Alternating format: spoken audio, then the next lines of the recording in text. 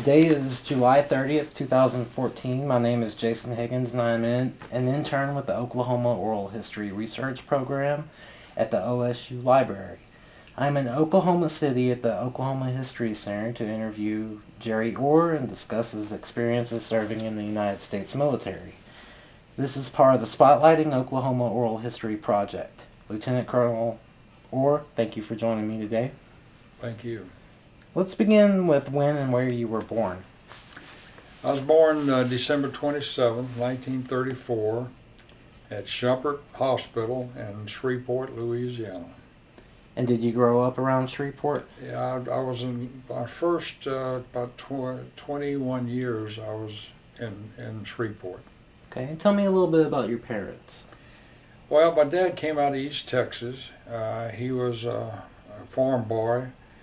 He decided to leave the farm, went to Dallas, got a job working there with the railroad at the depot thing. Eventually got hired as an apprentice with a printer, as a printer. He perfected his skills in that. He only had an 8th grade education, but pretty smart guy. And he later became a printer. We moved to Shreveport from, it was right outside of Dallas, I think. It was Peerless, but he went to Dallas, yeah. He moved to Shreveport and was a printer for the Commercial National Bank, which was then the bank of Shreveport, for over 45 years.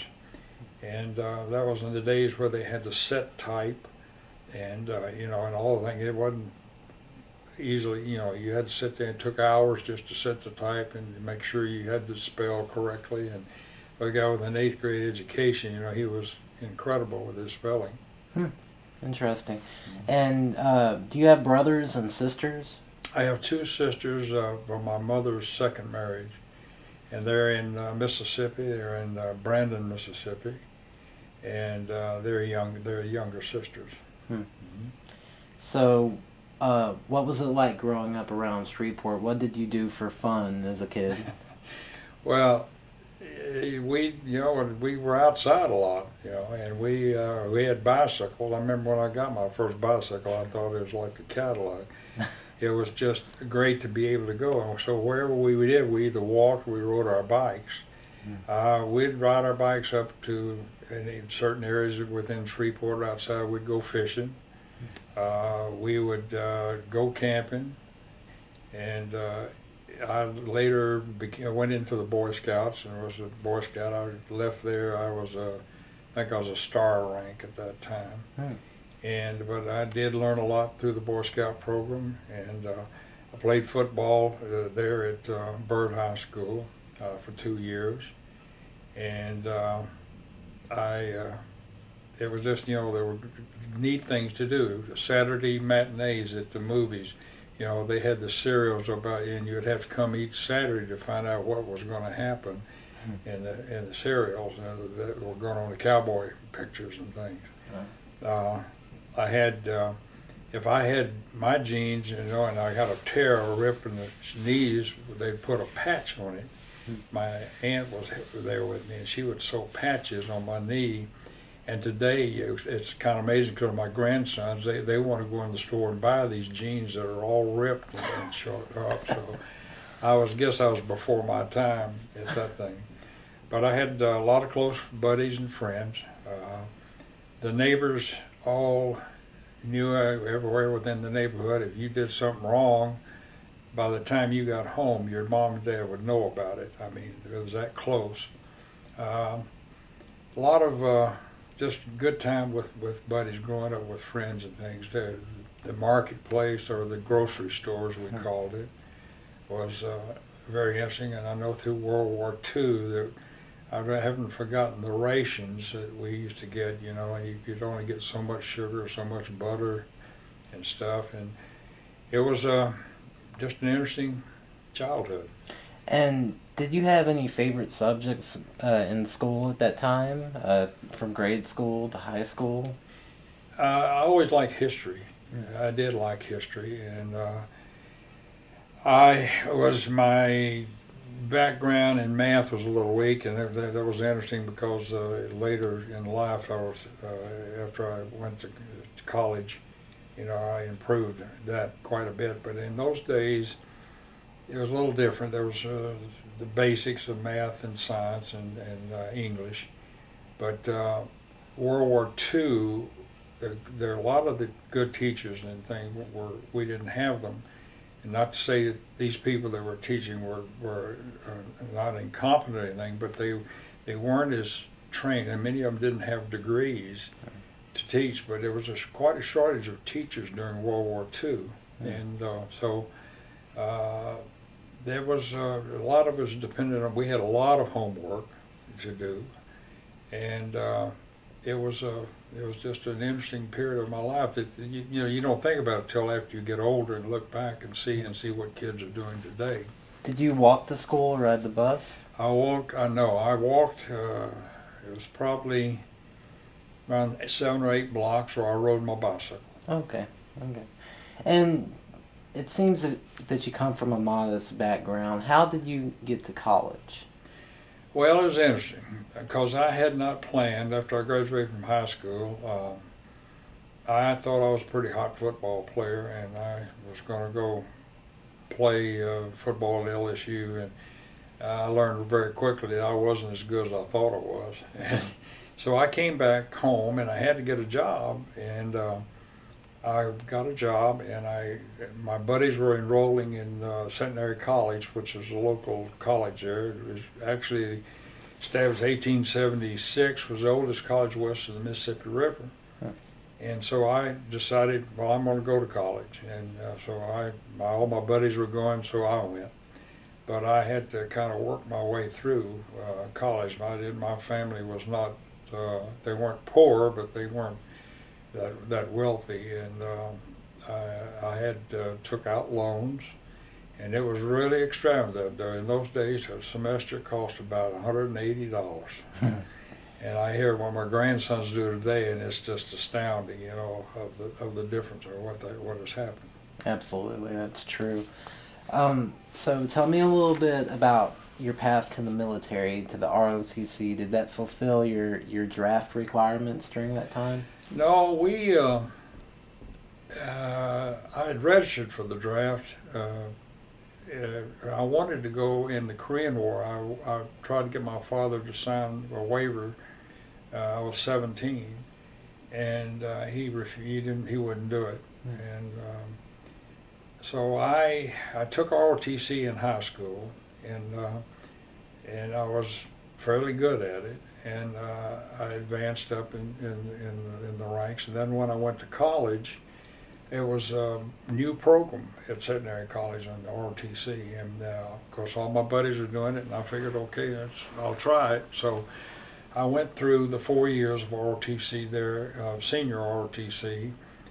Did my basic training in Fort Benning, Georgia, and had some incredible NCOs and officers that taught us, that I'm still in touch with today.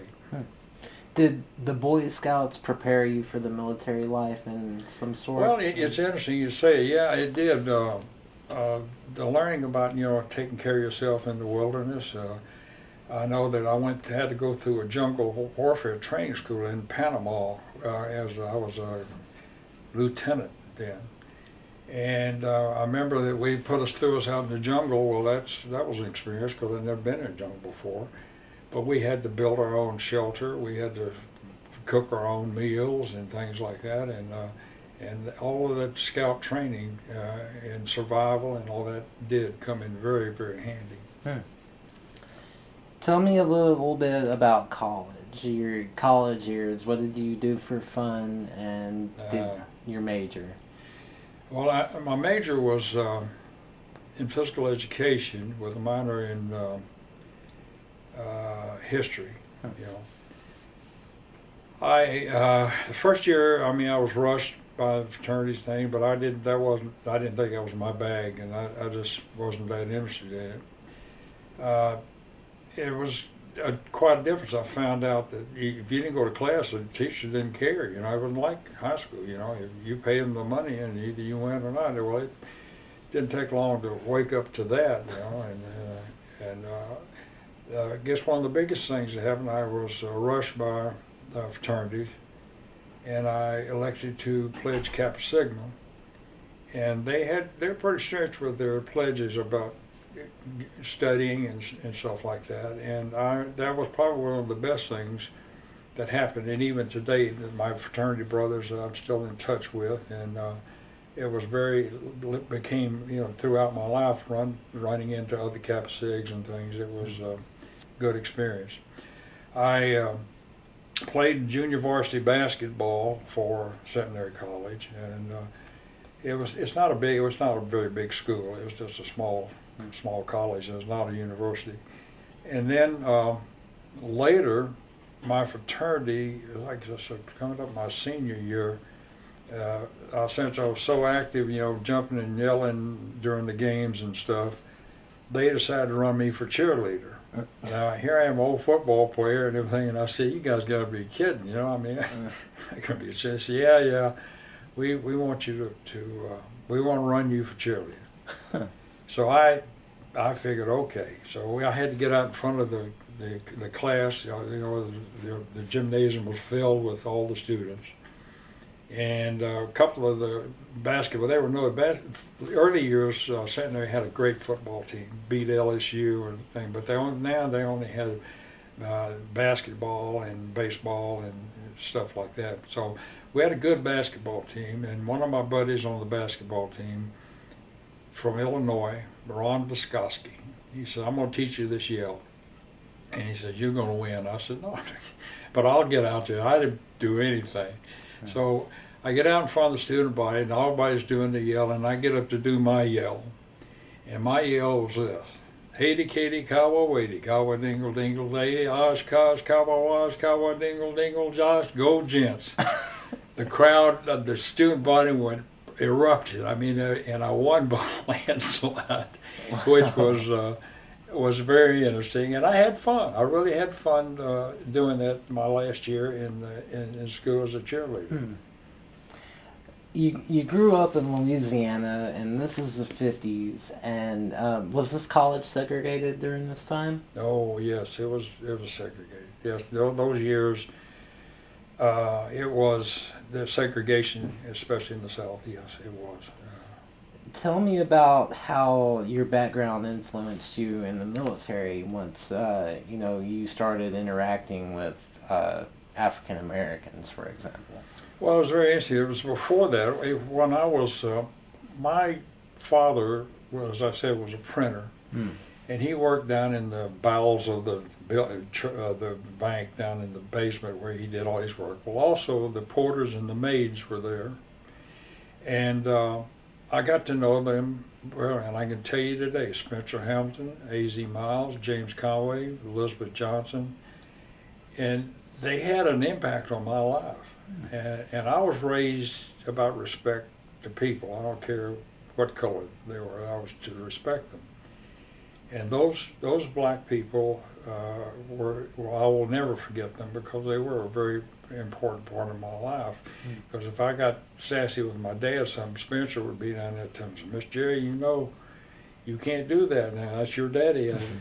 And I, for years, I would go back and see them. And when I had my tonsils out, I had my appendix out, in those days there was no air-conditioned hospitals. But when I'd wake up, James Conway had been there with a little fan for me every time. So I was raised in a non-prejudicial type environment with my family.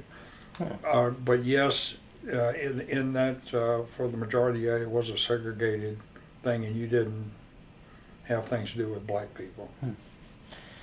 You mentioned some childhood friends, and they went to college with you, so did you maintain contact with those childhood friends? Yeah.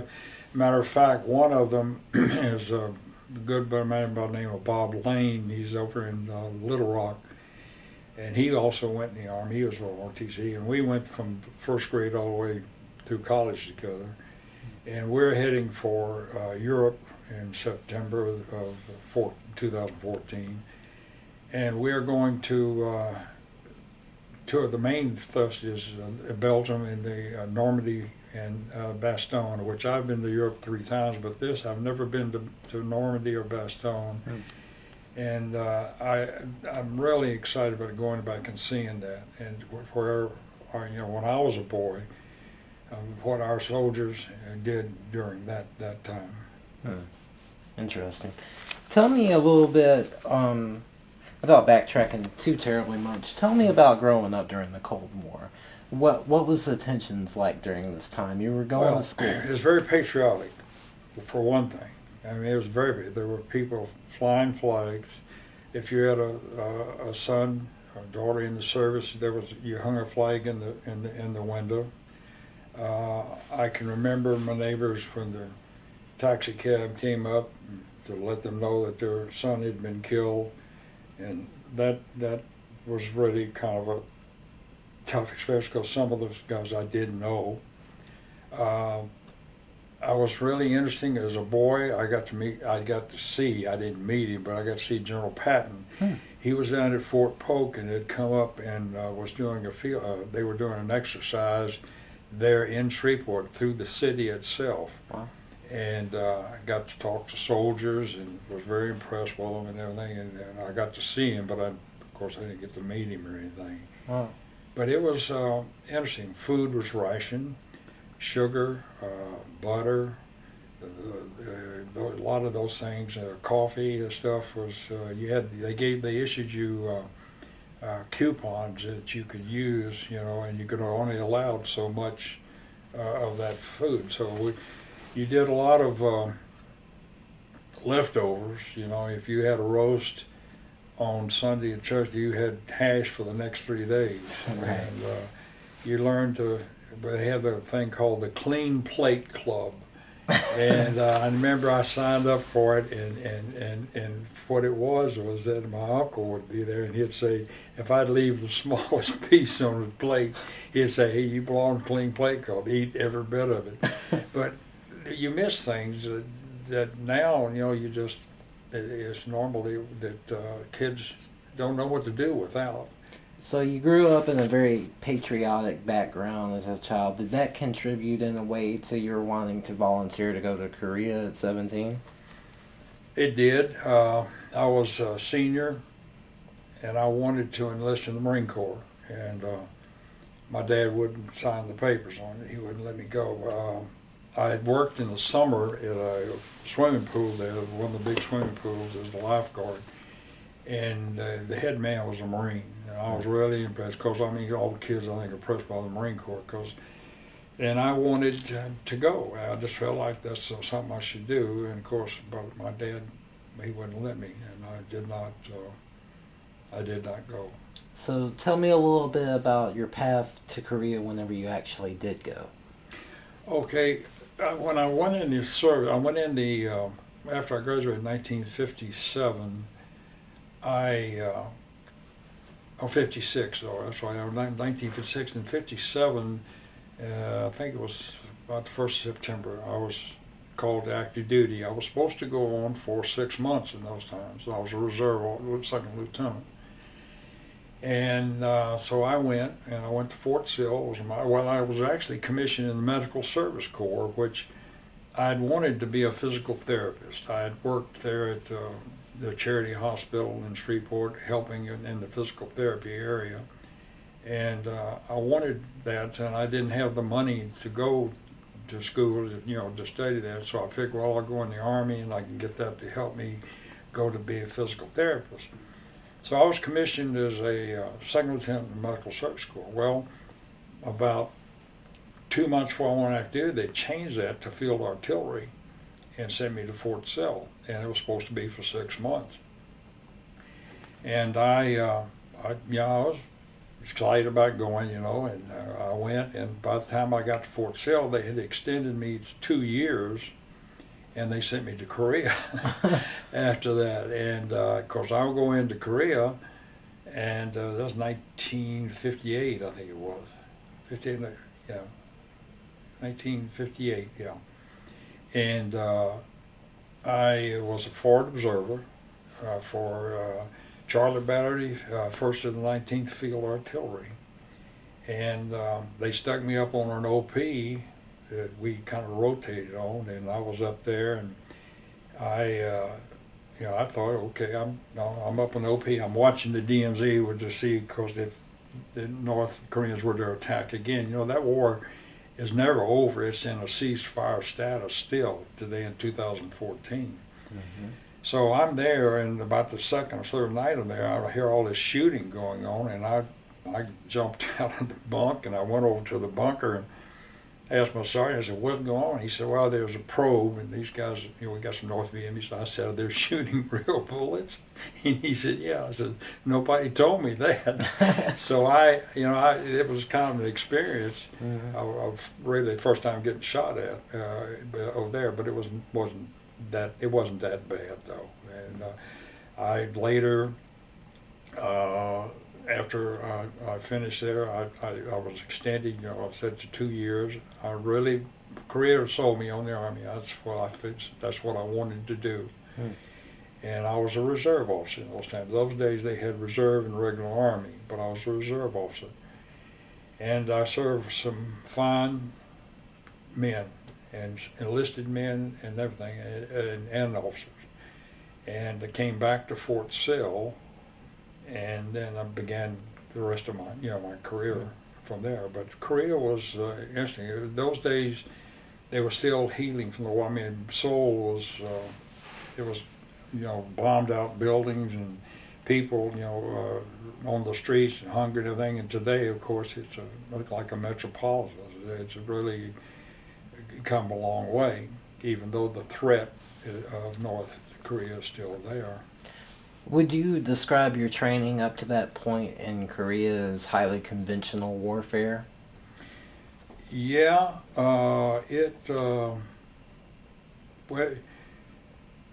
was conventional. It was conventional. We had, but we had atomic weapons then, though. Mm-hmm. And the atomic weapon delivery system we had then was a 280 gun, and it was a huge gun. And the biggest problem was the thing was so big, and again the little roads were so small that sometimes the thing would get over too far side and would fall over, and you'd have to get the thing up. But that was the initial atomic weapon that we had, that we were able to deliver, against the enemy, and that was a good deterrent against North Korea. And were you trained personally to? Not on the 280. I was a 105. It was a howitzer type howitzer, and in those days we called them. They were split trails. Trails would split, and you had spades where you dug them in the back, and you laid them. And I went from the FO. I went back to the battery as an executive officer, and I was in charge of the 6 guns. How real was the fear of nuclear threat during this time while you were in Korea? Not at all, because we were the only ones that had the nuclear weapons. So we weren't afraid of somebody shooting us with atomic weapons. They didn't have them. We were the head dog on the street. Okay. And so there wasn't that fear, but it was you knew that if North Korea decided it was going to come down, I guess the bigger worry of North Korea was China. Mm-hmm.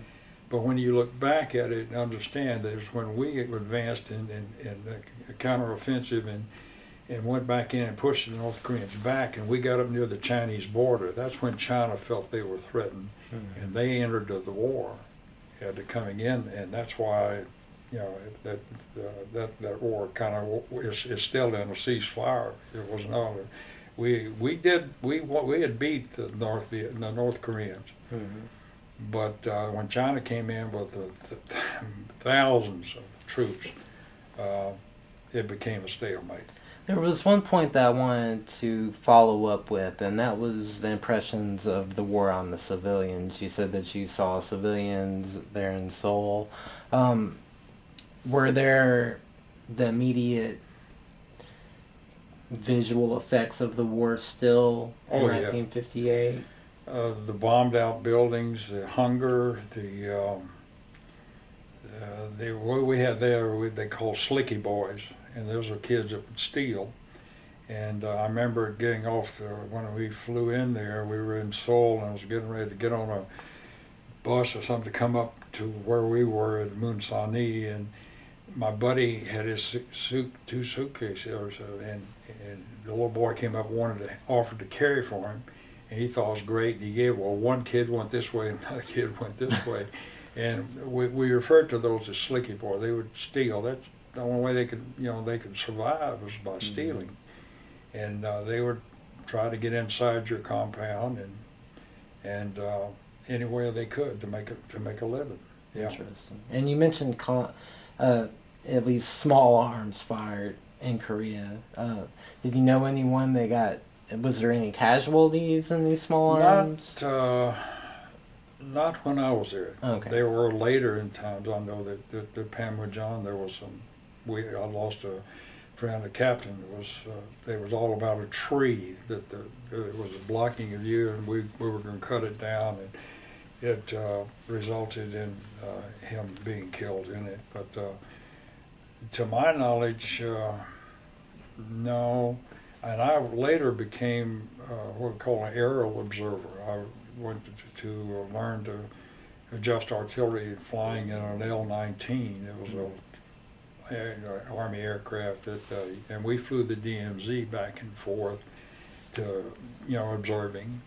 And but to my knowledge, while I was there, I don't recall anybody being shot or anything. There's some actions, but no casualties. That's good to know. So tell me a little bit about reintegrating from Korea back to the United States. What were you doing at that time, and how did you interact socially? There's no problem. We didn't have the stress that Vietnam and some of the other, or the earlier part of the Korean War. I had no problem. I went back to Fort Sill and was working there. Was assigned as a battery commander. Then was the missile. They had ordered what they call the Missile Command. And those days, there was the early missile like Redstone and Corporal and Honest John. Those were the missile systems that we had. Redstone later became the first rocket used to launch to our man in space. And von Braun, who we got from Germans, were the ones that designed that Redstone rocket.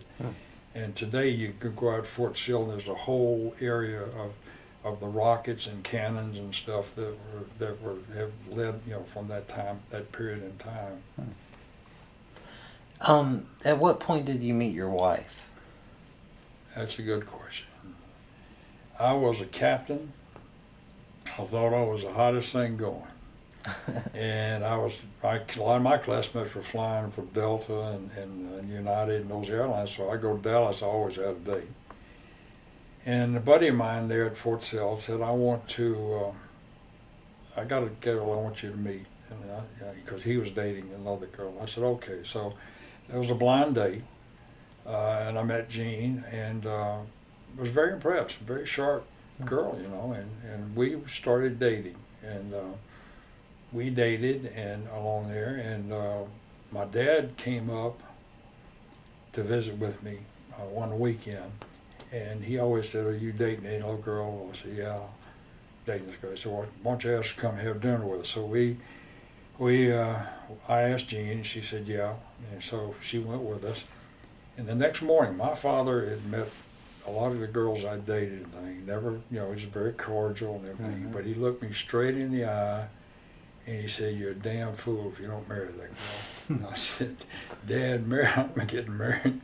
Well, I guess it was about 8 months later, and I knew in a year I would be going to Germany. I was then going into what they call the Pershing missile system. And I loved her. I would love her. And I proposed, and she accepted. And the story gets better here. I'm 27. So we go down and get the marriage license. And I looked at the license, and I looked at it, and I said, you're 18? She said, well, I'll be 19 a month after me. I said, you're 18? I thought she was 20, 21 years old. I mean, she was very mature, you know. Had never asked, and didn't even know, you know. So I really caught the hell from a lot of people that were dating this child and everything. But she was an incredible Army wife. She was very, very important to me and my career of being there for me. And she was an incredible mother. And she was just a remarkable woman, and I was lucky. I was very, very lucky. Did she go to Germany with you? Yes, I went ahead, and she came with our first little girl, and Stacy, and she flew over. And here she was, take care of herself. Got they had to move them up to South Carolina to get all ready to come on, and she got there with the baby and. She needed to heat the bottle and all that stuff, and she calls down, and so the kitchen says, come on down. They get down there, and Stacy's, the cooks and people are handling her and helping her, Jean, get the bottles ready and stuff, and she was a great mom and an incredible Army wife. And were there a community of Army wives in Germany? Oh, yes. They're a lot of times we're in the field a lot, so I mean the wives are pretty tight, and the key there is the commander's wife who kind of works with the girls and teaches them things about the Army life and things, and we were blessed. We had a commander by the name of Stan Fye, and his wife's name was Joan, and she was just great with the girls. I might regress back of a part of my career I would like to include in this that was a huge part of my life. When I came back from Korea, and I went as a battery commander there at Fort Sill of the Missile Command, I was interviewed by General Bert Spivey. He was a one-star at that time. He was a commandant, and I was interviewed by him, and I went on. I was in Dallas. I got a call from the deputy and says, get back up here. He says, you're leaving. You're the new aide-de-camp to General Spivey. I had no idea. It was a huge surprise, and I was probably one of the blessings in my life to be at that level with him. He was an incredible general. Later went on, made 4 stars. Wow. He made his 2nd star when I was with him as a major general. We were moved to Offutt Air Force Base in Nebraska as a Joint Chiefs of Staff liaison group. Otherwise, we were representing the Joint Chiefs of Staff as there with the Air Force. And this was all the nuclear planning that was going on at that time. And General Spivey and Miss Spivey were I learned a lot, and I couldn't have asked to work for a finer man, and his wife. I mean, just an incredible soldier. And so, as a lieutenant, that was a huge step and good in my career. While I was working for him, I mean, we would travel to Washington a lot. And it was great with the Air Force, because if I wanted to go somewhere, I could just go out and get a hop and fly to Europe, fly to Spain, fly anywhere, in the United States you want to go. I'd fly home, to Barksdale Air Force Base there in Shreveport. And so I got home one night, and it was about 6:30, and I got a call from the command post, which is, people don't realize, down about 6 stories down in the ground at SAC is a main war room. And they said, your boss wants you here now. And I'm saying, well, what's going on? They said, just get here. So I get up there, and I get down in the thing, and I come in this room, you've probably seen movies and stuff, but it's huge. I mean, there's screens and stuff all over the place. And man, you could see aircraft moving and all the things. And I said, something's really going on. And so I found General Powers, the aide-de-camp, colonel, and I said, what's happening? He said, well, we think Russia has launched. And boy, my heart just came up if they had launched a missile. Wow. And I figured, oh my God, here we go, it's World War III, you know. And then all this scurrying around and stuff, and then finally they shut it down. Come to find out what had happened, they had put a thing called BMUS, Ballistic Missile Early Warning System. Mm-hmm. It was up in North Dakota, and it was kind of an arc to protect, see, you know, if any missiles are launched. Well, they thought they picked up a launch, and it was the moon rising. And we got that close to World War III Wow. from the moon rising, but thank God they caught that. But that was an interesting experience at that time too. To say the least. Very interesting. Do you recall other historically significant events such as the Cuban Missile Crisis? Yeah, the Cuban Missile Crisis. I was at Fort Sill. I was a captain, and we were ready to load up and go. There was a planned invasion of Cuba, and matter of fact, a bunch of us had been, I didn't go, but they'd moved a bunch of people down to Florida in staging areas to go, but I was alerted, you know, that I would be going. Mm-hmm. And thank God that got calmed down, you know, and Khrushchev backed off and removed the missiles. But it was a very interesting point in our lives at that time. Right. Because we were close. It was really close. Absolutely. So tell me a little bit about your life during the Kennedy era. Well, let's see. I can tell you more. Let's see, Nixon. When I was in the Pentagon, I went to the Pentagon. I was served for the Joint Chief Staff for Research and Development. And I got to tell you that story too. This is a bragging point, but it's interesting.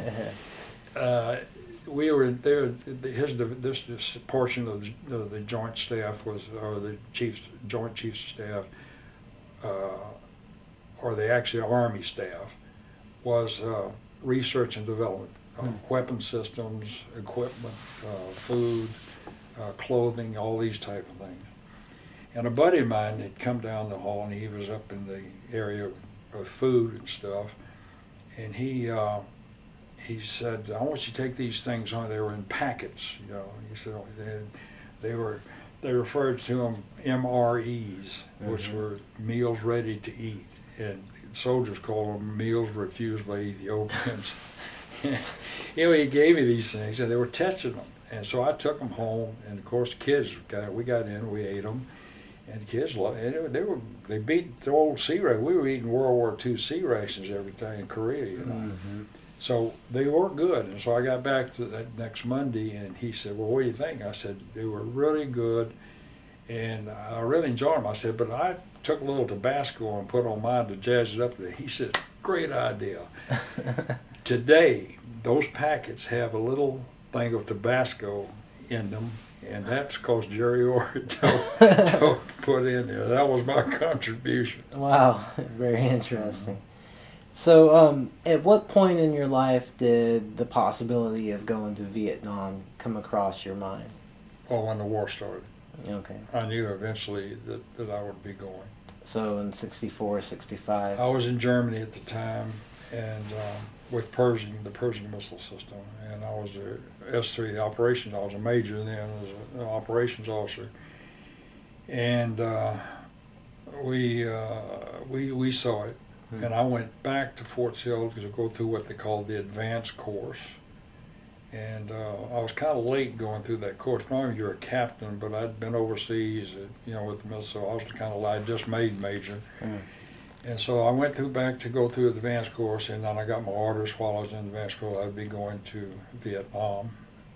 And but you know, we all knew eventually we'd be going. How did you prepare for Vietnam as far as your family life and mentally? How did you prepare for Vietnam? Well, for the family, it was mainly to getting your family settled. We bought a home there in Lawton. The kids were in school. My wife and I talked about it.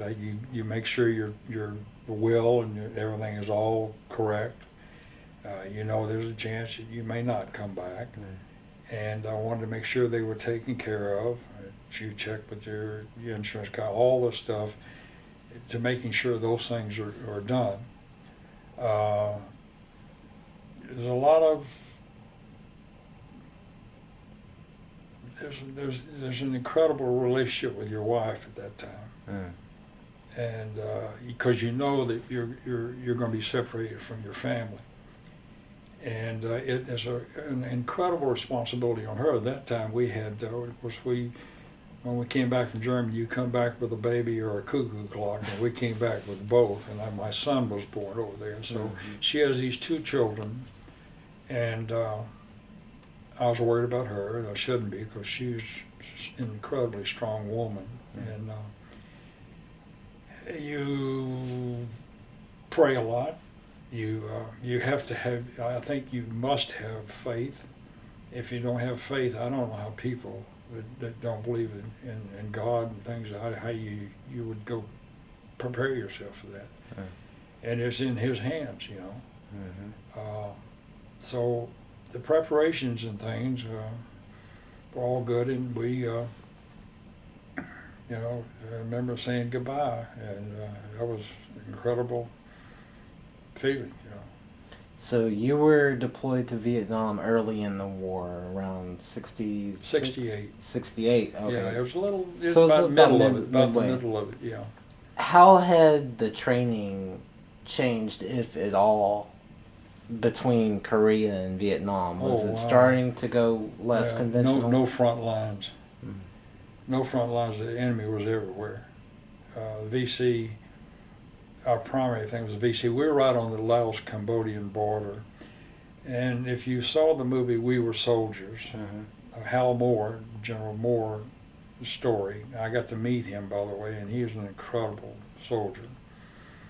We were right there on the Cambodian-Laos border, so we were in the Ashaw Valley, in the movie In the Ashaw, that's where we were. Right there fighting the 66th NVA regiment there. And so you don't have front lines. You have LZs all over the place. The enemy is everywhere. So I mean, you had to, you know, you just had to be alert. You know, it wasn't like you could go tooling around driving and seeing the scenery. You know, we did mostly move by helicopters. How did you arrive in Vietnam, and then what were your impressions? Well, they flew us in. I think it was out of Tachikawa in Japan. They flew us into Da Nang? Huh? Da Nang? No, well, yeah, Da Nang. The flight, that's right. Now I remember, I'm trying to remember when I went to Korea and when I went to Vietnam. But they flew us commercial from San Francisco. We were in San Francisco, and they flew us directly into Seoul. Interesting. And I mean, Tachikawa, not Tachikawa, doggone it. Da Nang. Da Nang, yeah. You flew out of San Francisco. Was there an obvious anti-war group I there? didn't see as much going over as I did coming back. Okay. There was some dissent and stuff going on, but I didn't see anything coming over. Okay. So tell me a little bit about your first couple of days in country.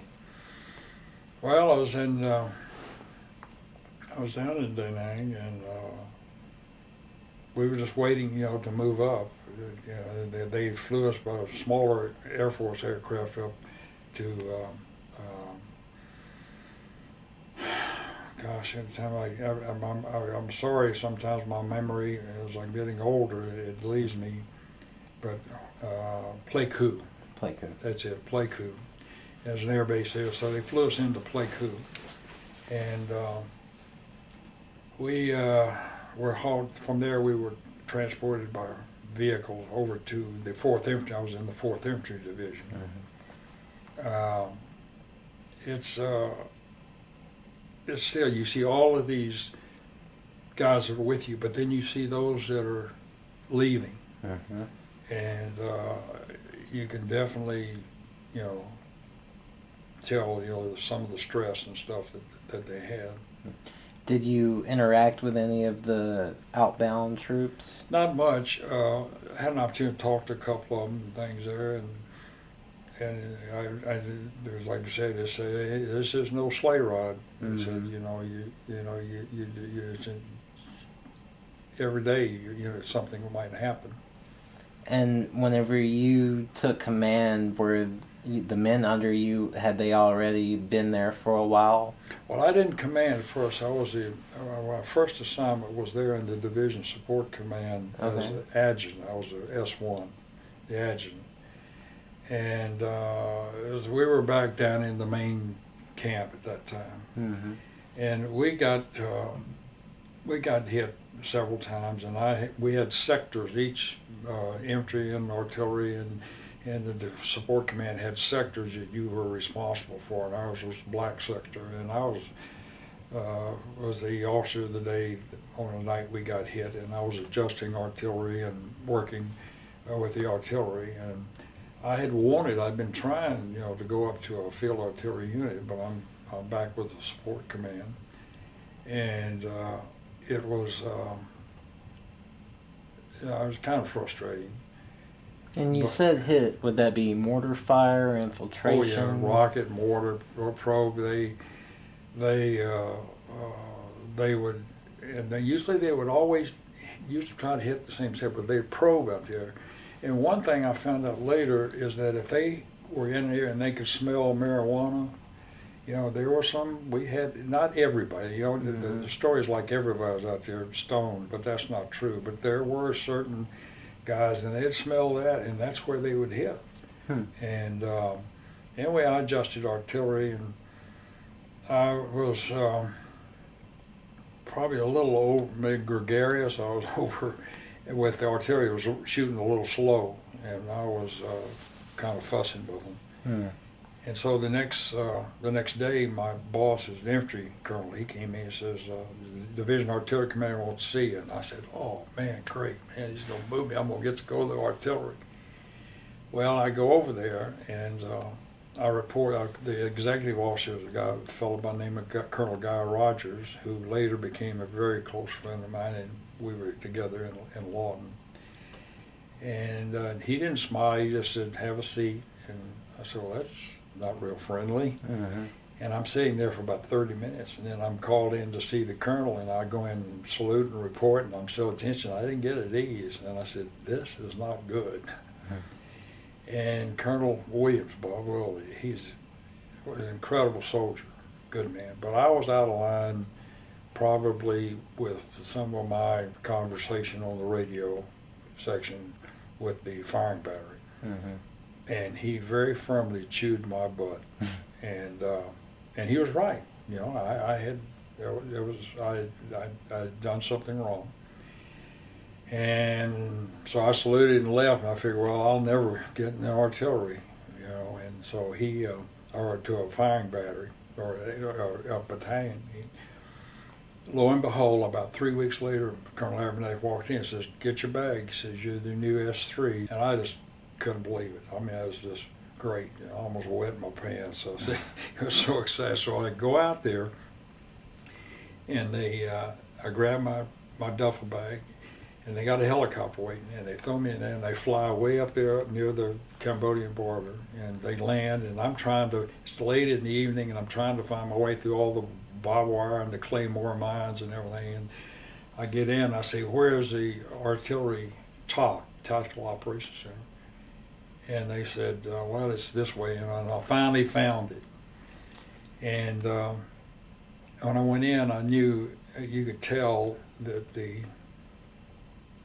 it was just like, it was terrible atmosphere. I mean, these soldiers were just, you could tell that they were, unhappy, or they just, their appearance, their thing, it was just not good. And I figured, wow. And so the Sergeant Major came over and asked if he could help me. And I said, "Yeah, I'm the new S3 for the battalion." He said, well, good. About that time, my radio operator, Moon Mullins, who I still am in touch with, he said, they want to see you up at the brigade top. And I said, okay, I said, let's go, Sergeant Major. So we started out, and Sergeant Major just stood there, and I said, if you're hard of hearing, I'll speak louder. And he said, no, sir, you want me to go with you? I said, you are the Operations Sergeant Major. He said, yes, sir. I said, I don't even know where I'm sleeping, much less where to talk. I said, you got to cover me, man. So we did. We went on up, and the relationship was a little bad at that time with the artillery and the infantry. And it was a rough start there, but that we got that straight. The infantry guys knew that I was there to work with them. They were super. Our job was slowly to support that infantry. That, you know, that was our mission, is to give them as best support artillery-wise as we could, and whatever they wanted, we're going to doggone sure give it to them. Well, it went on, and it turned out real good. I mean, you know, we got. Well, I got a presidential unit citation and for some actions, and worked for Colonel Red Forrester, who was just an incredible battalion commander, and the previous battalion commander and I really didn't see eye to eye at times, but it was very interesting. What had contributed to the low morale in the troops whenever you first arrived? Well, it wasn't the greatest. Had they experienced? I mean, you could sense for the atmosphere that things were not good. Okay. There were things. By my firm, I was taught early on in my ROTC program by non-commissioned officers that. I remember Sergeant Major Hawthorne, who I just think still do. He's passed away, but he was talking to us young new lieutenants, and he said, "What's the difference between you and me?" And of course, we all said, "Well, we're officers." And he said, "Well, I'm an officer. I'm a non-commissioned officer," and he taught us a little bit about, you know, the relationship you have with your non-commissioned officers. Because that's your backbone. Those are the guys that are down there leading those men. You know, you can be there and you set an example as an officer and do that thing. But the non-commissioned officer is, if you've got good NCOs, you're going to be successful. What made a good officer in the field where you were at in Ashaw? And where? In the field. What makes a good artillery commander? I think number one, I'm knowing your job. Knowing how to adjust artillery, knowing how to communicate and work with the other branches of the service, your signal, your infantry, especially your armored people, and giving them what they wanted. That was one of the key things that when I got there. You know, that the battalion wasn't that responsive, but they made a huge turn, and I mean, they were doing good. We had good men, good officers, good soldiers. It was a morale problem. And were cases of friendly fire, were those contributors to low morale? You know, well, anytime you lose one of your own, I never forgot. I know we had two of those. We were firing one day for a patrol that was out. It said they were in this location. Actually, they were in this location, which was in direct line of fire. So their position, they reported, was wrong, and we had a shell come over and had an airburst in the jungle canopy and killed the sergeant. And yeah, it bothers you. And I went out to talk to the commander. And what he told me was very interesting. He said, you know, yes, he said, I lost a good man.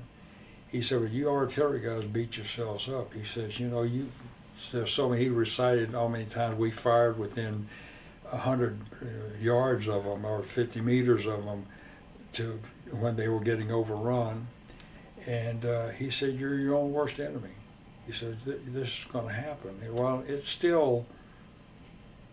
bothers you when you kill one of your own. Absolutely. It really does, and you don't forget it. What was the nature of the enemy? Were they NVA, VC? Both. Both? Yeah, you had VC, sapper, the ones that would come in and they would strap the ammunition to their chest and try to run into your tactical operations center and just pull the cord and blow everybody up. We lost some people like that. The regular NVA soldiers, I'd had a guy tell me, when I came back, I was talking to some young lieutenants, and about, don't underestimate these people, because, they may be short and low, but they're fierce fighters. And I had a colonel pull me aside and say, I don't appreciate you telling my men that the NVA and those people were good fighters. And I said, well, I don't know where you were, but I said, I got a lot of respect for them. I mean, you can't go in there underestimating their capabilities.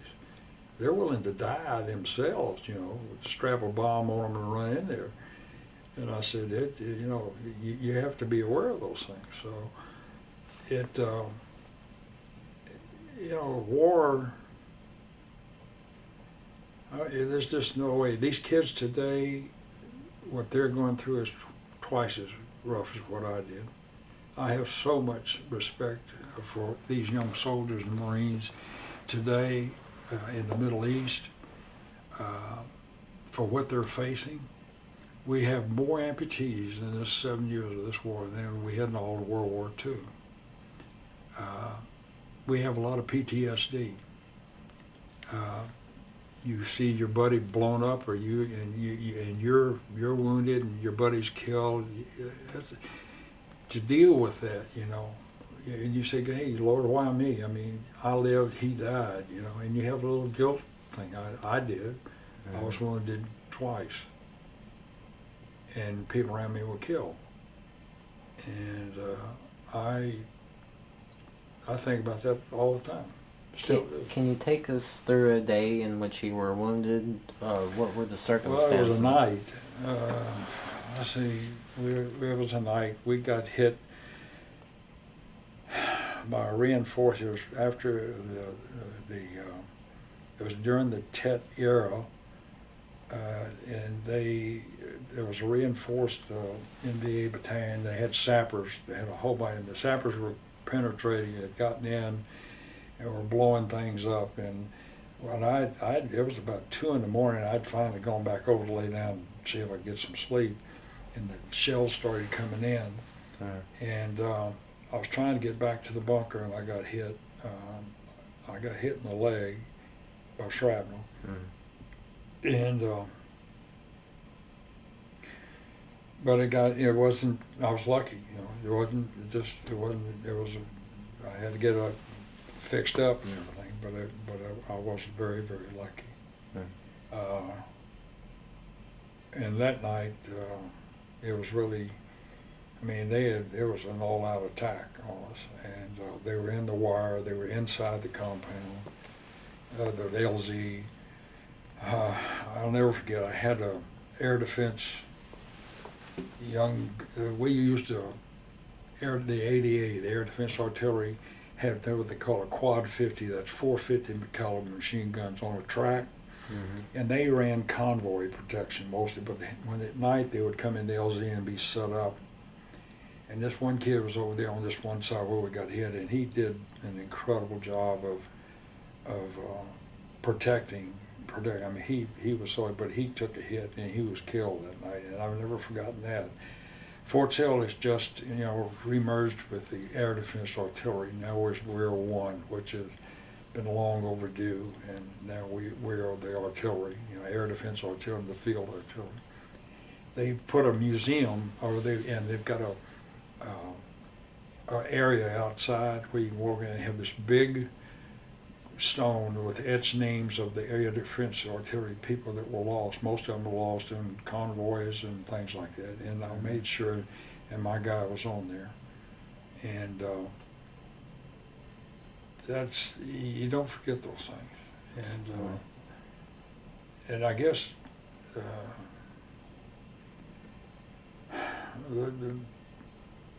the thing I deal with is, and I'm thankful that God if he had a mission for me to do, to be doing, I hope I've done it, because I should have been dead several times, and I just wasn't. All right, picking it back up, we were talking about combat situations and how they were handled. How did you cope with combat while you were in the field, while you were in Vietnam? How did you cope? You mean? Did you have coping mechanisms? I'm a little lost with you on coping. How do I handle it? Yeah, how did you handle that? Okay. Well, a lot of it was the course of communications. Mm-hmm.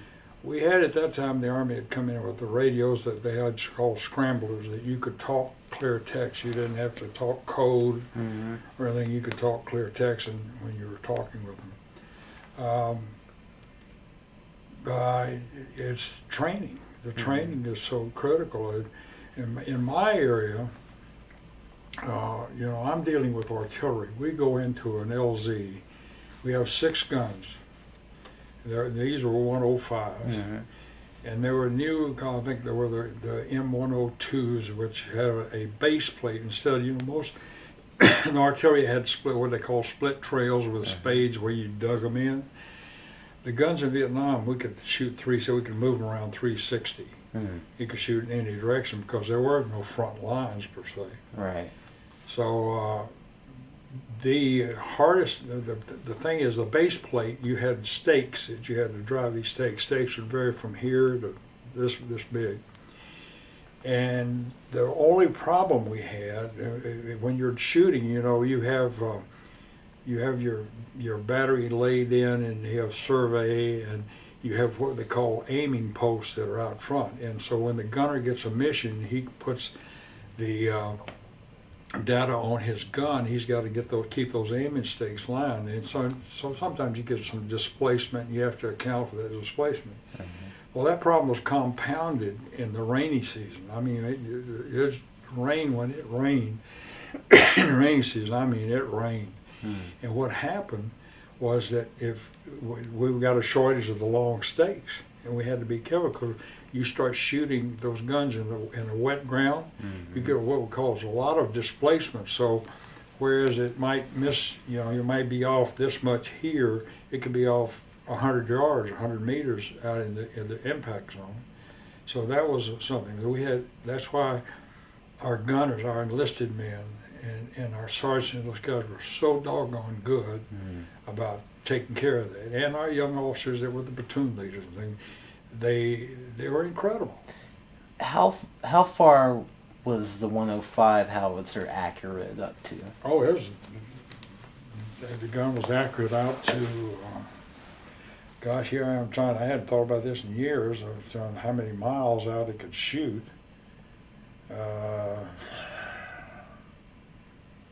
I guess, gosh, I'm really shooting this from the hip on this one. But I'd say it could shoot out, at least around, I'm thinking of the grid squares, I'm thinking of the thing about 50,000 meters, whether they be about probably a little over a mile. Wow. Probably a little over a mile. Okay. I'm guessing again because I can't remember all that. But the guns today have GPS. Mm-hmm. What we did in Vietnam, you try to plot yourself in coordinates as close as you can to where you are in the jungle, and you get on an LZ somewhere, and you can't survey. You can't got guys running a survey to you. In many cases, we'd take the centerpiece. We have 6 guns, and we'd take the centerpiece and put it up what we call high angle and shoot a high angle. Mm-hmm. And we had what they call a Q4 radar. That was all on the side. There was a counter mortar radar that if they shot at us, we could tell where they were coming from, mm-hmm. and it would plot our trajectory to give us usually within about 25 meters or so of our battery center. Wow. And that's how we did that in many cases. And but it wasn't like, you know, front lines and stuff. You know, it was all around you. Absolutely, Vietnam was completely different when it came to the enemy as far as front lines. What were some of the dangers in the field, such as did you experience, or your men experience, punji sticks or booby traps, claymore mines, sniper fire? Well, the claymores were ours, unless they got them. We had a real problem there because the South Vietnamese soldiers would take the claymores and strip the explosive, the powder unit out of the back to use to cook their rations with. And you hit the trigger, and then things didn't go off. And I had guys ready to kill a few of the South Vietnamese over there. But punji sticks, yeah, they had those. Especially the guys, and it was more for the infantry than us. I mean, we would fly into an LZ unless it was, you know, we happened to come in on top of something, but they were checked out. But the infantry were the ones that faced the punji stakes. They had these things that would swing from trees. I never saw one, but they were telling me about them. A spike deal. They're very ingenious in some of the things they had. They could set off an explosive on the side of a trail or road or something. And if you ran on the other side of the ditch to take cover, that thing could have explosives in it too, you know, or it could have punji stakes in that.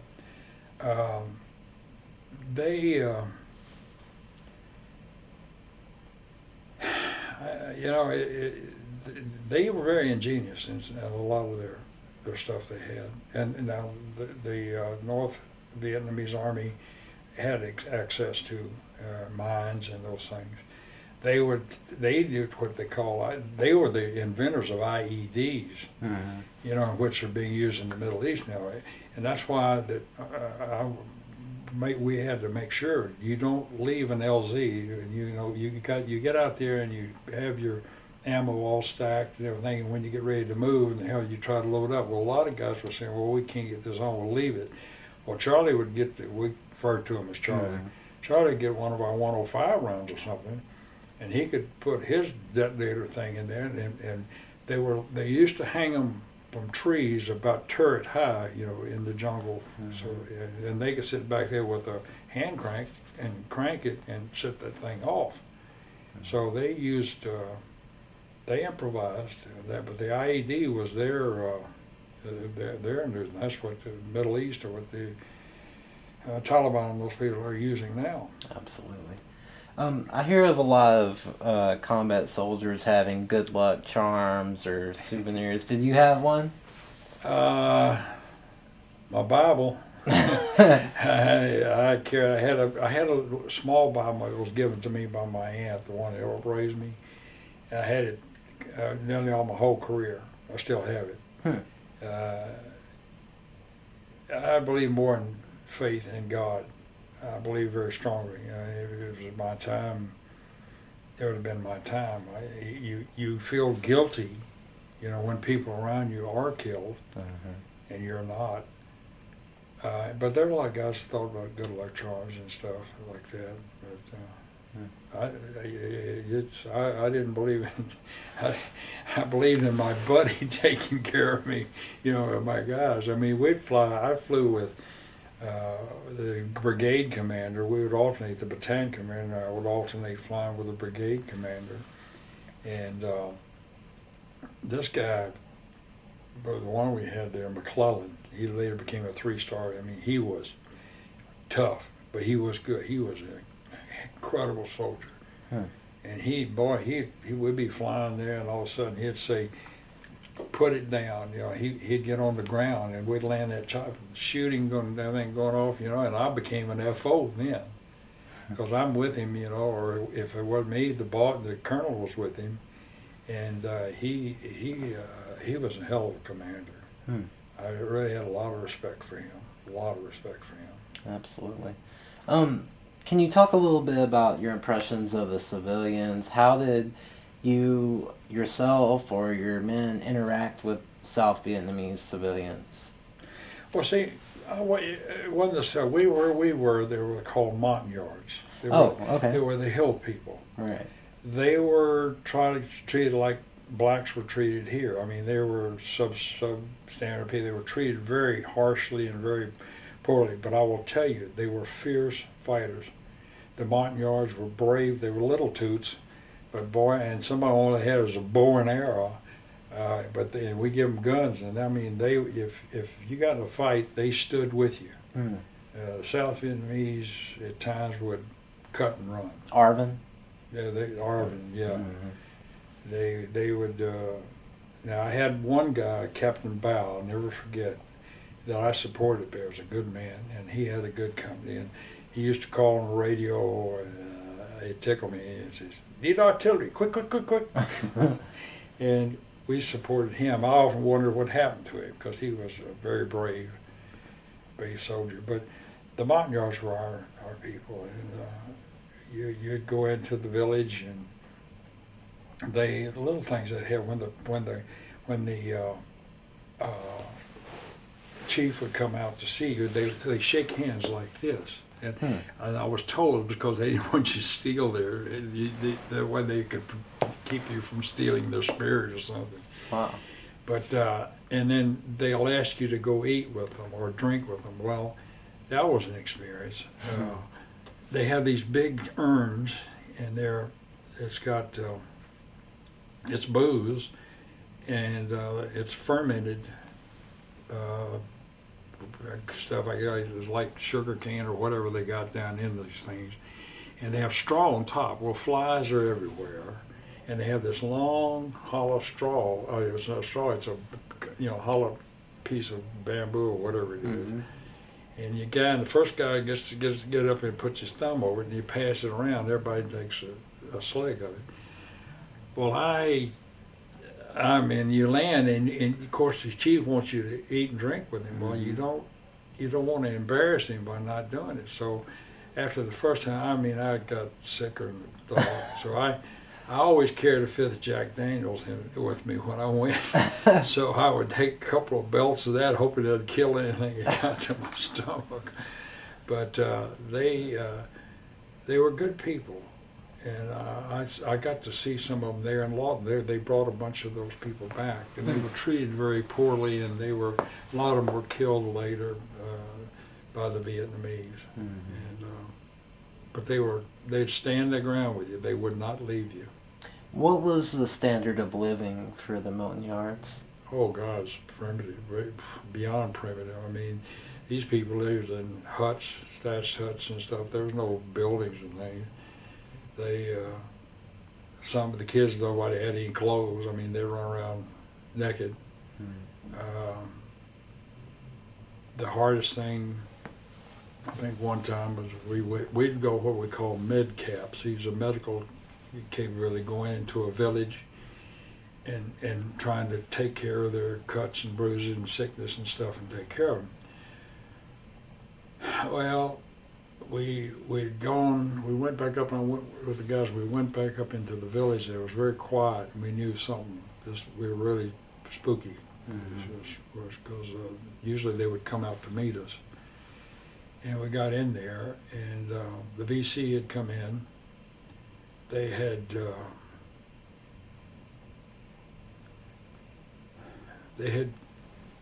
tied his wife, who was pregnant, up to this post, and ripped her, overtook her child. Oh my God. They chopped his head off, and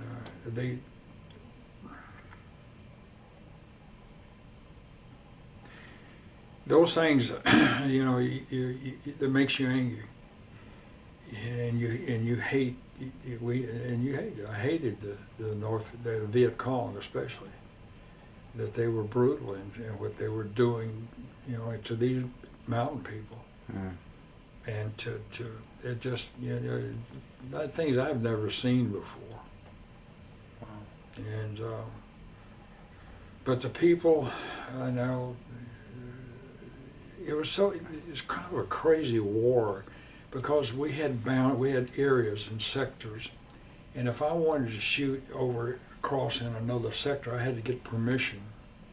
We had to go through all the channels to get permission. Well, by the time you got there, there was so much counterintelligence. I mean, the VC knew that we were heading that way or so on. So a lot of times we just went in and shot anyway. We didn't ask for permission. And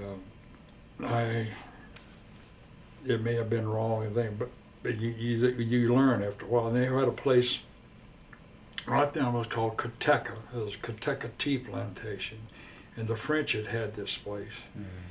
And that was a major thing, and there was off limits. You couldn't shoot in there or nothing. And we knew VC were in there, and but you couldn't shoot in there.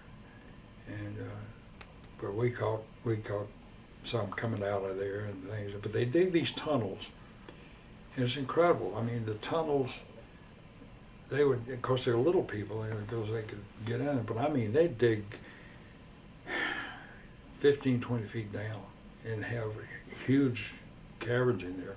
We had what we call arc lights. Those our B-52s would come over and drop 1,000-pound bombs. Mm-hmm. And I'm telling you, they could hold 3 times bigger than this room here.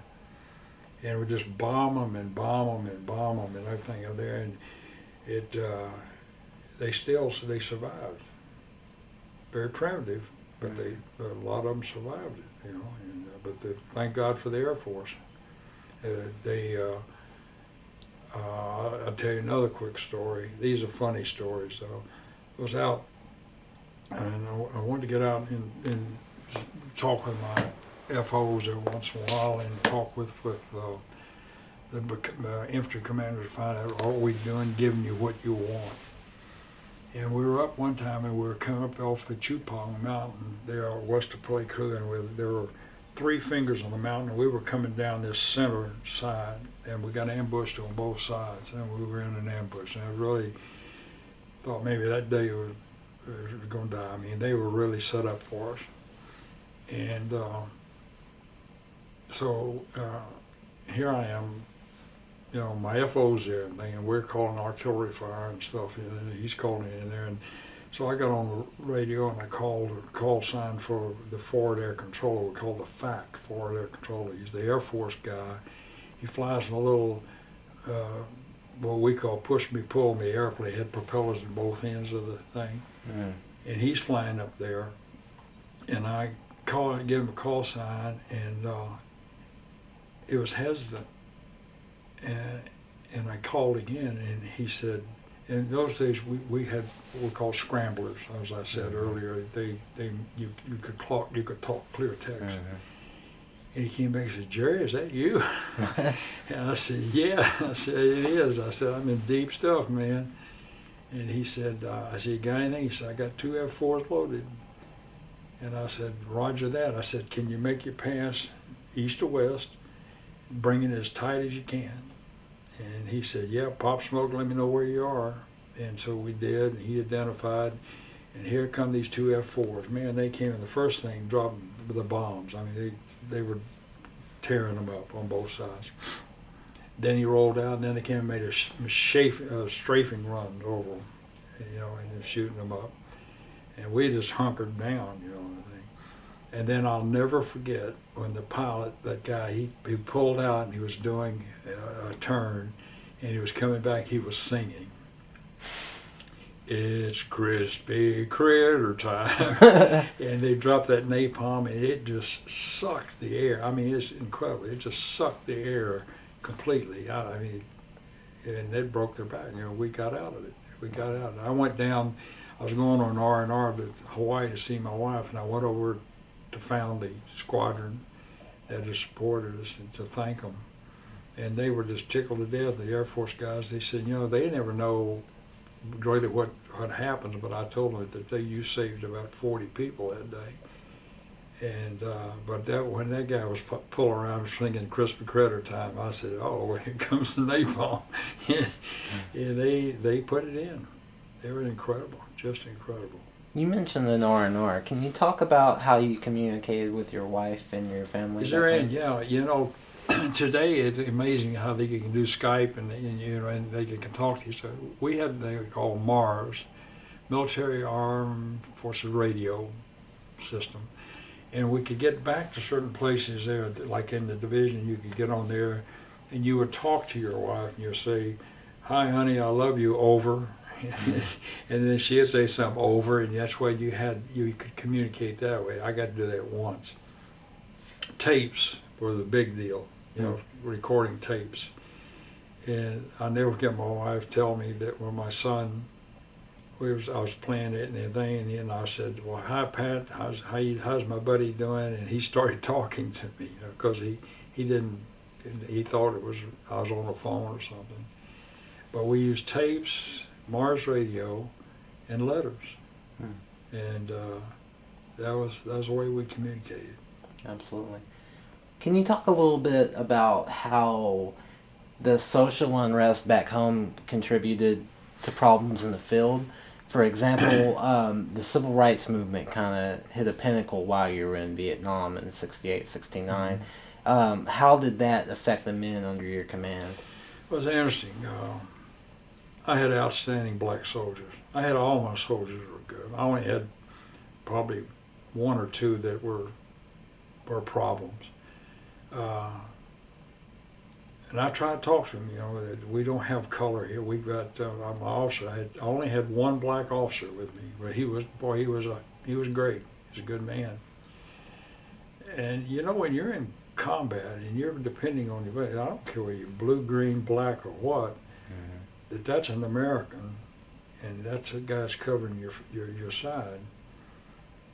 And in the actual situation, now I don't know. I've heard all sorts of stories and things, but it didn't happen up there with me.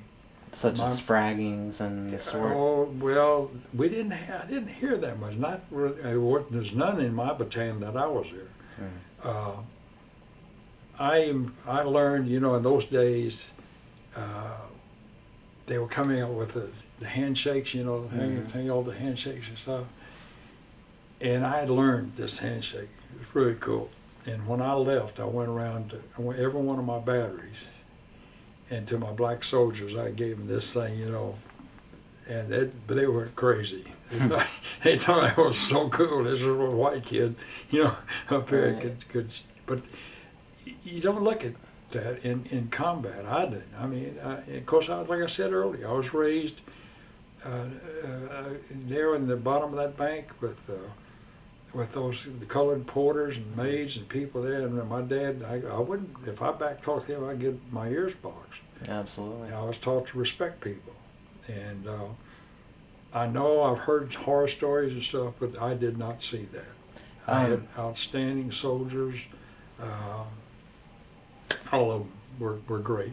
Can you speak to, did you have any Latinos or Native Americans under your command? We had, yeah. Interesting. And when you say command, understand, command means a battalion. I was a major. I did command for a very brief time in an interim while the battalion commander was gone. Oh, okay. And some pretty heavy fighting up there in the thing. But responsibility probably is a better word than command for the men that I had. But you just don't look at. I didn't, because that was just me. I heard stories about the problems of racial discrimination and things, but I didn't see that with my people. I did not see it. Good to know. Would you describe the men under your responsibility as working class? I responded to very young kids. I mean, I look at the pictures now and how, you're talking 18, 19, 20 years old. Yeah, they were young kids. Yeah. They were young kids. And did they want to go home? Yeah. We got into this thing. We had no idea. I'd never been in real combat before. But you learn to rely on each other very quickly. And that's the strength of the American military. And most of those, if you find out other organizations, other armies and things, you kill the leader and they fall apart. If the lieutenant's killed, the sergeant's going to jump in. The sergeant's killed, the corporal of the PFC. I mean, there was such heroism by these soldiers, and I will always have an incredible amount of respect for my men. Does any memory come to mind that you can speak of an incident where you witnessed heroism? Would you like to recount an event? You know, I'm trying to think. I wasn't there. You know, that was the only thing in the situations that, and where there was action at the time of that qualified for silver stars or things like that. No. Okay. Talk about a little bit about what it was like coming home. First, how did you arrive in the States, and what were your impressions within the first couple of days of coming back home? Well, I know that when the plane lifted off out of Cameron Bay, everybody's cheering. I mean, you know, we just wondered we didn't get shot. They would shoot us, get taken off the runway. It was a great feeling to know you're going home. We landed in Hawaii. It was really good.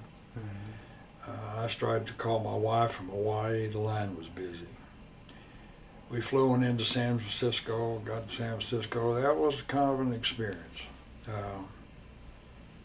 There were, those days, you know, you didn't have barriers. I think people would come right up to the terminal, and there were the flower girls there, and they'd put flowers on it, and that was okay.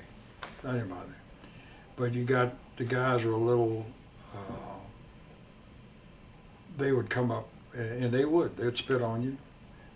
And I remember this dude spit on me, and I just hauled off and hit him. I knocked him out of the bar. I busted him one. I had two sergeants grab me and tell me, "Sir, you can't do that." And they got me out of there. I said, "I can't do it." I said, "The guy spit on me, you know." Mm-hmm. But that was the deal. I don't know many people that came through that didn't happen to them. And that was kind of a shock. It was a shock. Then when I came back home, I went down to Houston. My brother-in-law wanted me down there, and I was at a cocktail party, and this guy was drinking, and he came by and he started rattling on me about, you know, that, and I'm saying, "Hey, wait a minute, you know." It was not a good homecoming. No. We were treated. We were not in no respect.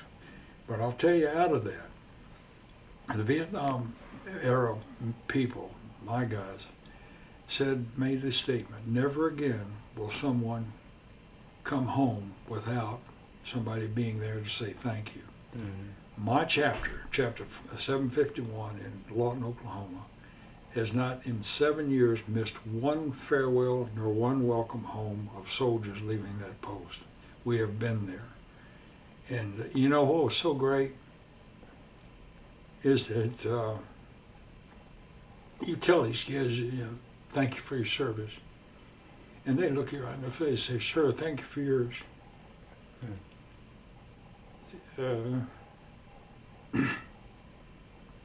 These young kids, I mean, that means a lot to us. Mm-hmm. It means a whole lot. They had finally, after how many years, I don't know how many years it's been since the Vietnam War, last March or so, they finally welcomed us home. General McDonald, commander at Fort Sill, had this huge thing. They brought us, you know, when the soldiers come home in Fort Sill, they bus them from the airport up to the gymnasium thing there, and there are people everywhere that wave and welcome them home. Mm-hmm.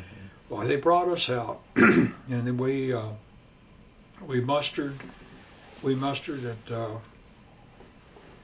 down in this one area, and they had it all organized on buses, you know, and that corresponded to the division or whoever unit you served in, and put us on the buses, and we was going. So we started out, and we went all the way up on the other side of Fort Sill post.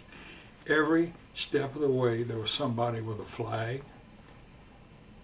signs, "Welcome home," through the school, the kids. at the school there. My niece is a principal, but all her kids were lined up along the fence. Men, women, Armed Marines, Air Force, everybody imaginable was all along the road, all the way up. Well, you know, about halfway there, our cheers are going, and then we get to the gymnasium where they have this, and we figure, well, there ain't nobody be in the gym because they're all out there on the street. And walked in, there was over 600 people in that gymnasium to welcome us home. We didn't march in, we shuffled in. But we got in, we were there, and the thing was packed. And General McDonald, who is an incredible, just an incredible man, and his wife, Connie, welcomed us home officially. They had a luncheon for us. A very dear friend of mine, Gordon Sullivan, General Sullivan. He and I were served together as lieutenant colonels. He retired as a 4-star, and he was there as a guest speaker. I got to see, hadn't seen him in years. It was just to be after, how many years was it? 40? 40. It's been a long time. 40 years, yeah. About 40 years that we were welcome home. And it really did mean a lot. Can you talk a little bit about, well, did you continue in the year after coming home to associate yourself with Vietnam? Did you continue to seek out other veterans to talk about your experiences? You mean while I was still in the service or after I got out of the service? Well, see, I came back and I still served. Oh, okay.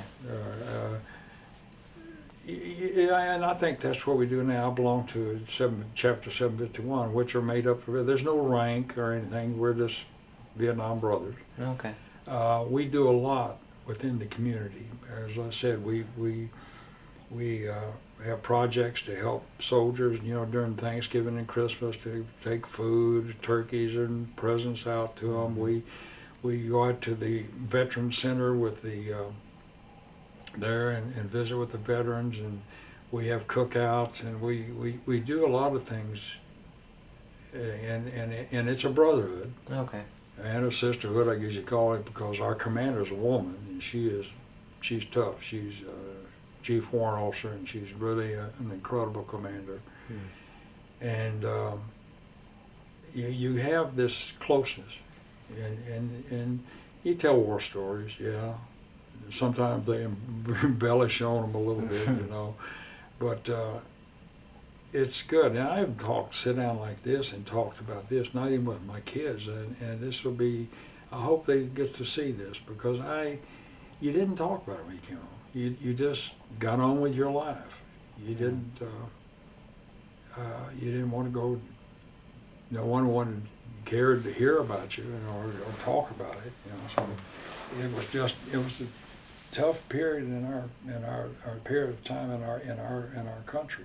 Did you have any problems reintegrating, such as psychological or behavioral issues? Well, it's going, and not real bad ones like that. But for instance, I was down in Dallas. I'd just been home about 2 weeks, and we were getting gas right there outside the airfield there in Dallas. And I'm pumping gas, and they have a I don't know whether it's Lockheed or somebody. They're developing a fighter jet, and this jet came over and popped. I mean, and went straight up. And when I looked up, I was already over in a ditch. I reacted. I mean, because it was, you know, it was a force of habit. And of course, my kids and my wife were looking at me like I was going crazy.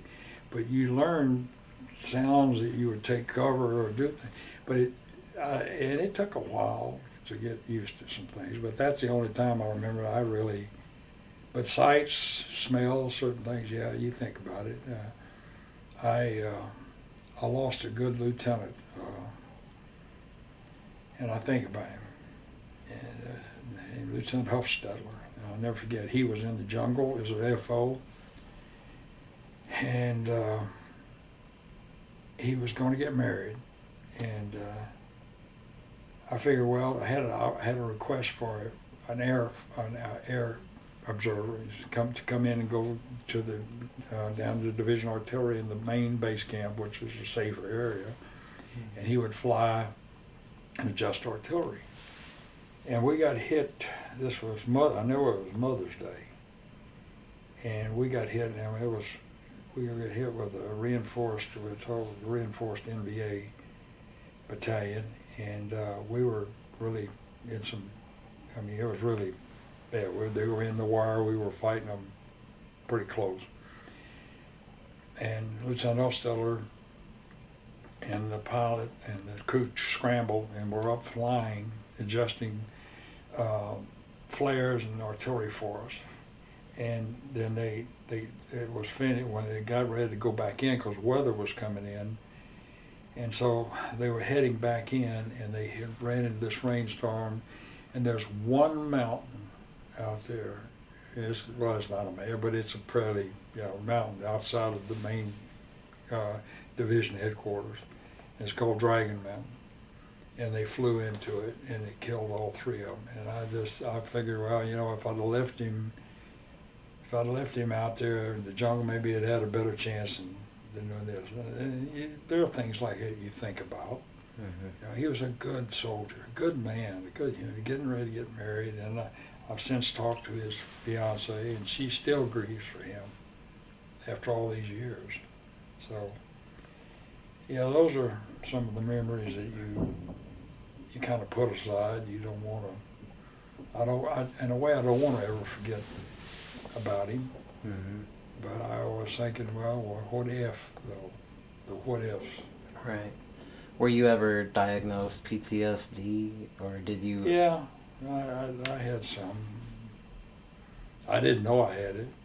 Mm-hmm. That they did some things, and I get it. I can get certain things talk about it, and I get very emotional about it.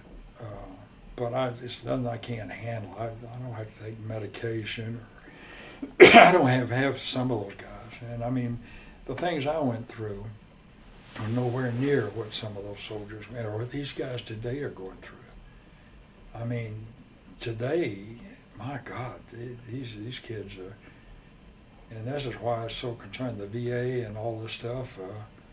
Shinseki was a lieutenant, one of our forward observers. I have a lot of respect for him. I think personally, I think that I think his people let him down. I think that he's a good soldier. He's a great soldier, and he's a good man and detailist. But I think that the machine was trying to cover this stuff, and it still is there. And I hope they can get it straightened out, because I feel that every commander of the hospital ought to be fired. They're making salaries incredible, 6 digits, and they lied, and his people on his staff lied, and the VA has really got some major problems. I hope they straighten out, because we owe these kids today. We owe them and their families immensely, and we've got to take care of them. We've just got to take care of them. Absolutely. Were you exposed to Agent Orange? Yeah, we didn't. It was down. I mean, they in the highlands up there in the jungle. They just doused that place with it. And I've had a few skin things and stuff. I'm knock on wood. I hope I have no respiratory or any other. They check it all the time. Mm-hmm. Because I remember I was back in the division, in the brigade headquarters thing, and I was only on the ground out there periodically. I was there a lot of times, but I don't think I was really exposed to it as bad as some of the guys were. Have you been to the Vietnam Memorial in Washington? Oh God, I've been 4 times. What were your impressions of it? Overwhelming. I cry every time I go. I break down. Because when I see the name of one of my soldiers and the thing there, I can't, and when they told us they were building this black pit in the ground, I said, oh, that's not going to be much of a monument. But when you go there and see, and the names, all the names on the wall, so you don't forget them. Their names are on the wall. And it's overpowering. It's overpowering. It seems that you've taken a lot of steps in your community to support other veterans. How do you memorialize the ones that didn't come home personally? Well, we have a monument. We have built a Vietnam Memorial Monument in the park there, and many places have done this. And a lot of people don't know this, and I will tell you, our Enid chapter, they have what they call the portable wall. They'll bring this wall, it goes all over the United States, and they set it up, and it's just like the real wall, and of course it's just much smaller scale. Mm-hmm. Well, Enid bought one of the walls. They were going to retire it, and they've made a beautiful memorial over in Enid. And I encourage people to go and see that memorial, because what the Enid chapter has done of bringing that there, you can't afford to take all your kids to Washington, D.C. Mm-hmm. to see that, but you sure can take them to Enid and let them see that memorial, because they've done a beautiful job with it, done a great job with it. You bring up Enid. How did you come to Oklahoma, and what does Oklahoma mean to you? Well, when I came here in 1957, I've been in and out. I had relatives down in Wynnewood and Antlers and that area there. My dad's brothers and sisters. I thought it wasn't the end of the world, but I thought it was. I mean, it was a lot different from where I was in Louisiana. But at Fort Sill, it was just an incredible, the community embraces it. My wife, of course, being from there, my children were born, my daughter was born there, my son was born in Germany, but the people and the friends that I've made, Oklahoma has come since 1957. I went up here to visit the Capitol. Guys were walking around with guns stuck in their belt. I mean, it was Wild West in this time back there in the 50s.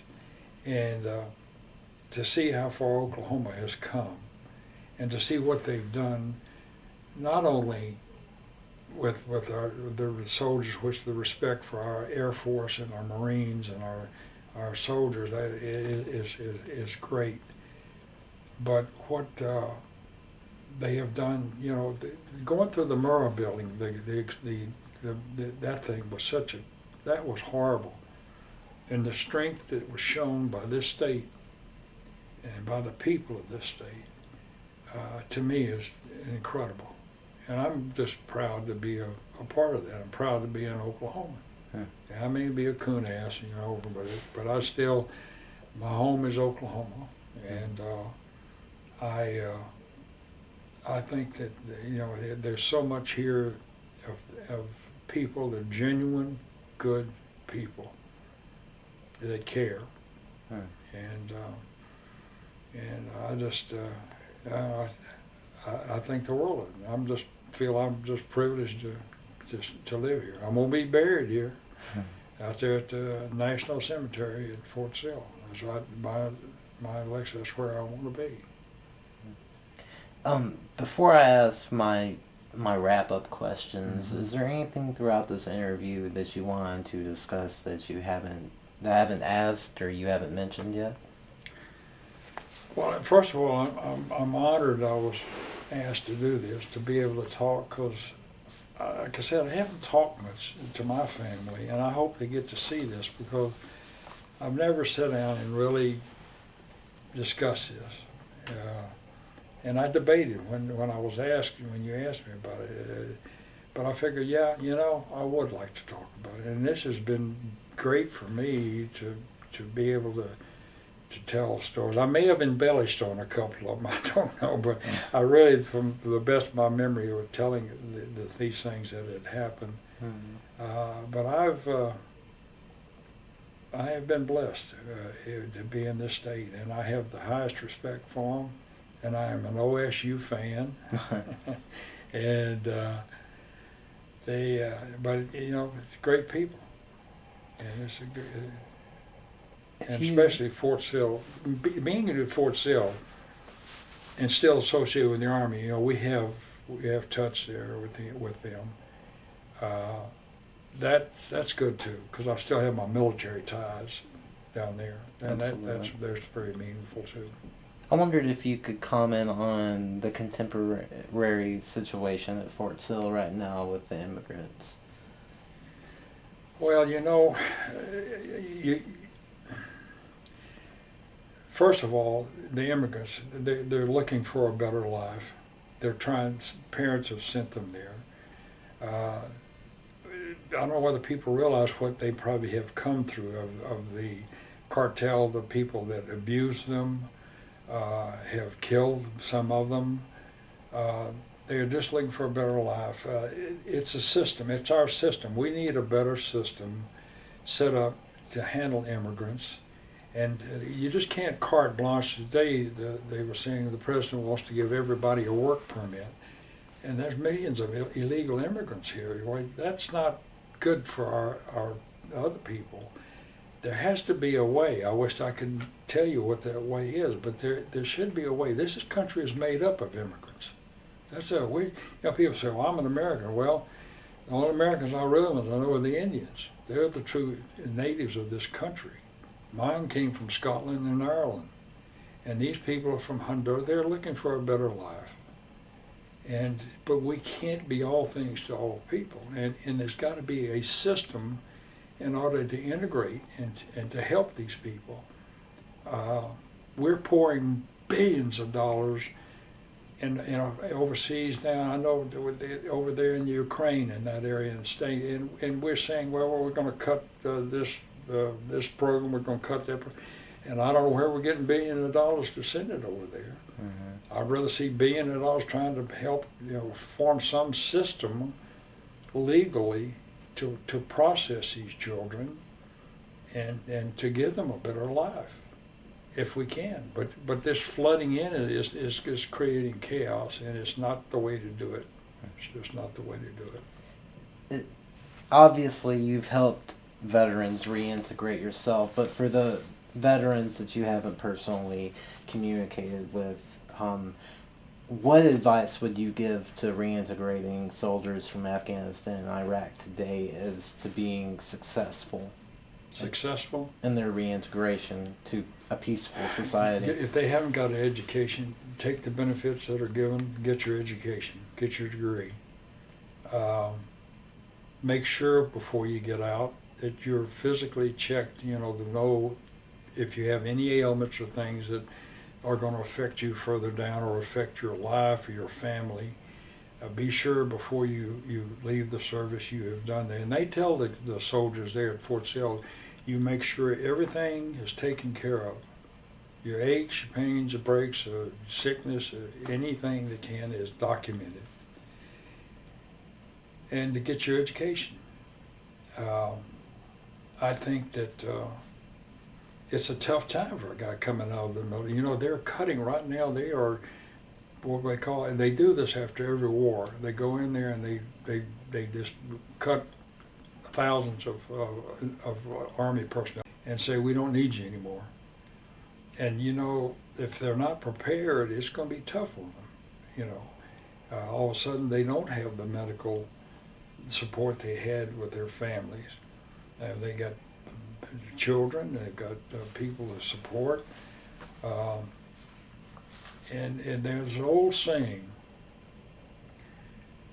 God and the soldier we adore, in time of danger not before.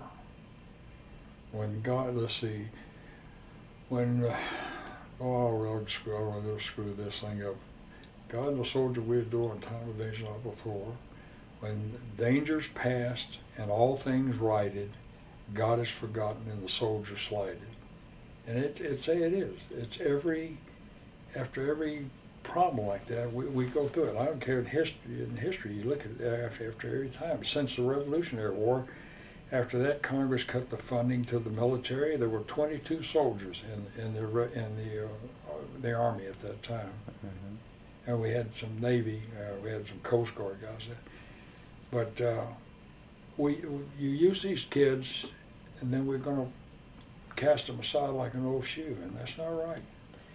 Could you speak to the family situation with a family having either a husband or a father in the armed services? How can a family stay together during this time? It seems that your family had been fairly successful in your time in Vietnam. What contributed to that successful relationship? I think the basic is that my wife stayed there with her family that was there. There was not much for wives. In those days, if you were wounded, like I said, I think I may have said this earlier, a cab drives up and hands you a telegram, your husband has been killed or he's wounded. Mm-hmm. But that's changed, and I think the Vietnam veterans have had an impact on that, because now the military installations embrace the family. At Fort Sill, when a new soldier comes into Fort Sill, the first week is spent with his family, his wife, his children, and showing them what things are available to them. You know, medical, the commissaries, the PXs, the recreation, the parks, all these things. Because I remember as a battery commander, I had my first sergeant come in and say, "Ms. Johnson wants to speak to you." And I said, well, Sergeant Johnson, he's gone. He left 3 months ago. I said, "Yes, sir, but she wants to talk to you." Why did come in? Well, Sergeant Johnson, he didn't even tell her. She didn't know she could go to the hospital. And what Mrs. McDonald has done down there, the general's wife, is this orientation of 1 week. So they know where the hospital is. They know where all these things are and what benefits they have that are available to them. It's a whole different, I mean, things are a lot better. But for these young soldiers today, you know, a lot of them have learned skills, and those skills are marketable, you know, and can be used. Now, I grant you, there's no market going on killing people, mm-hmm. but they've had, you know, technique, whether it's being mechanical or through the computer. The Army has so many computers now, and computerized systems, that these kids are smart, and they really can be an asset. I think communities need to be set up. There's got to be something there that they can go to, you know, some government entity or from the city government or somewhere, that a person when he's getting out, and I know they're doing this at Fort Sill now, that there's orientations for both the soldier and his family, his wife or her husband, of these things that are available to you to take advantage of. Mm-hmm. The education is the number one thing I'd encourage, is they get your degree. Absolutely. Get your degree.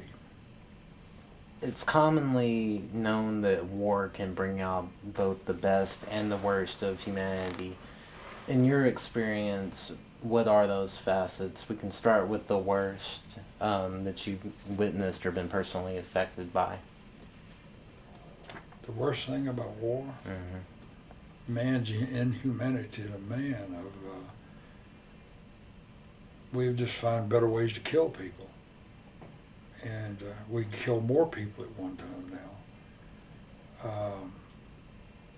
I think that in the actions that we saw in Vietnam and what we are hearing and seeing now in the Middle East is very primitive. The beheading, the tortures, all that stuff.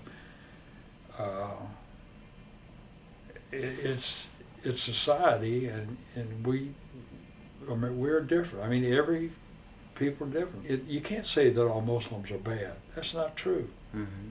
You know, I have a Muslim student that I sponsor. He's a good kid, good man.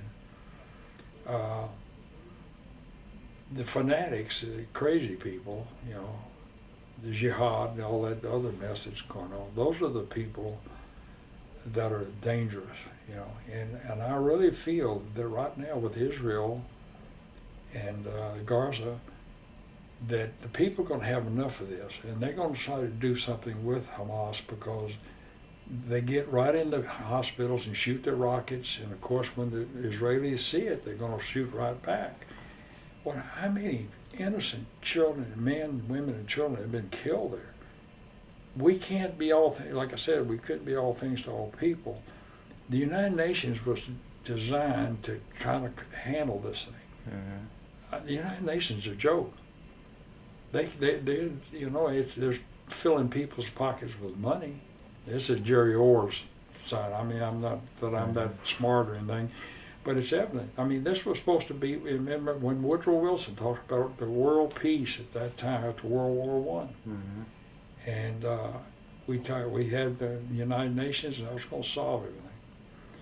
But I don't know. I wished I had. If I had the answer, I'd probably make $1 million. But I don't know. But we each have our own agenda, and the fanatics, there's some way that should be able to control those people. In your personal experience, what's the best of humanity that you've witnessed? The best one? The best of humanity that you've witnessed. Soldiers with children. I mean, a soldier has a kind heart to give a kid a candy bar. I mean, there's World War II they were doing that. I mean, or giving them clothing or wrapping them up. There's a picture showing this colonel has held this child in a blanket that had been wounded or killed, and the tears in his eyes.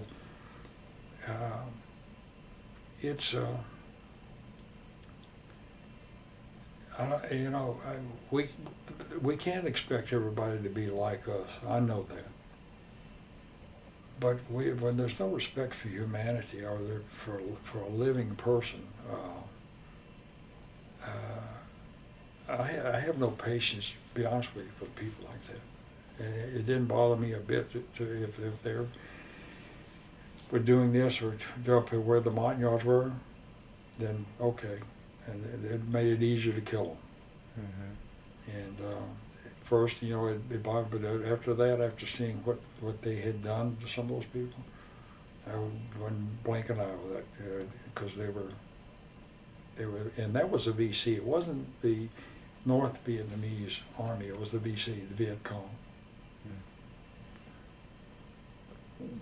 What would you want future generations to learn from your personal experience?